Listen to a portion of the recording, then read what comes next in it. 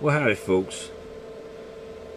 Through the course of history, in most countries, nations, well, they get involved in wars. Now, some wars are acts of offense and others of defense, depending on which side of conflict you're on. There's attributes that go with warfare: patriotism, pride, loyalty, bravery, honor. During the course of these wars, these tags are placed on various people, and the armies engaged in the wars. What happens if a country goes to war and they're the first to fire the shots? What happens if there would be no war if the one country wouldn't have fired the first shots?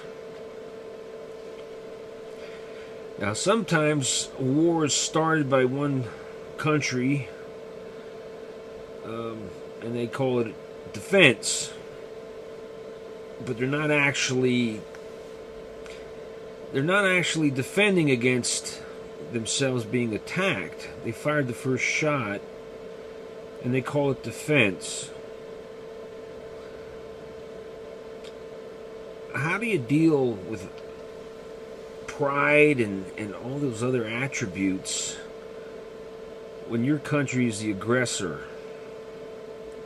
How should the people within the country that's the aggressor deal with the war that their country got into?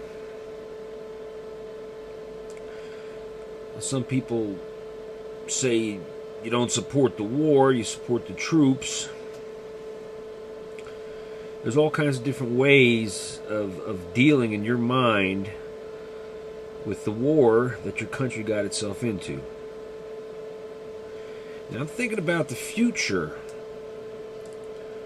and do I feel like we're going to put an end to war in the future?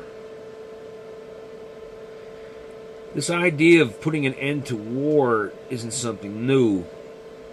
After the First World War, they had a saying that it was the war to end all wars. Well, obviously it wasn't.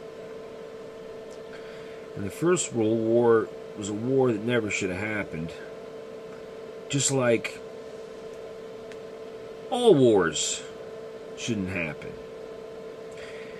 Now, some of you people will disagree with that because you'll be thinking in a defensive way. In other words, wars do happen because you're attacked. Well, my comments go to both parties, both of the warring factions or warring countries. When I say war is something that shouldn't happen, I mean that across the board. Someone fires the first shot, and if you can give some excuses why it's okay to fire the first shot in any war, well, I'd like to hear it. Now, history is complicated. The way people deal with each other, the way countries deal with each other, it's a very complicated thing. But somewhere in the interrelationships that go on between countries, hostilities start to evolve and grow from somewhere. It could be economics, belief that your country has been cheated out of something, maybe a piece of land. Sometimes countries go to war over a piece of land. Countries have gone to war over pride, insults, all kinds of things. Most of which are really no reason to go to war. Now I look into the future with our way of thinking about wars and our involvement in wars, with the whole idea of patriotism and pride, heroism. For some reason, humanity tends to look at these attributes and they get all excited about them. You know, forget about the carnage that's going to happen. Forget about the body bags. Forget about the missing limbs and the shattered minds and the destruction. Just put that all aside. Forget about it. And let's deal with heroism and pride and patriotism, and bravery.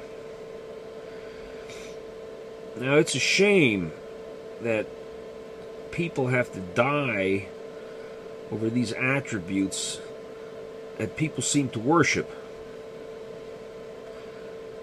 Peace is so much better than war, and the strength it takes to maintain peace, the strength of character, is far better than any of those other attributes. Now, there comes a time and a place in a truly defensive war that a country can be justified in raising arms against someone that attacked it. But history shows us that so many wars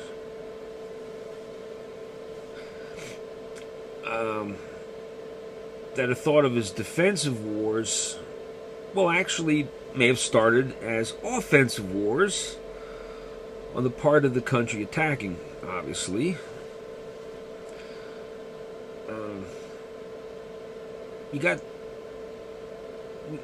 Humanity has a problem with those issues of bravery, patriotism, honor, duty, and all those things that lead people to go off to war and sacrifice. I think until humanity starts to appreciate the attributes associated with peace and hold them higher, hold them with a higher regard than they do the attributes of war. Until that happens, we will have war after war after war into the future without any end. What are your thoughts on that?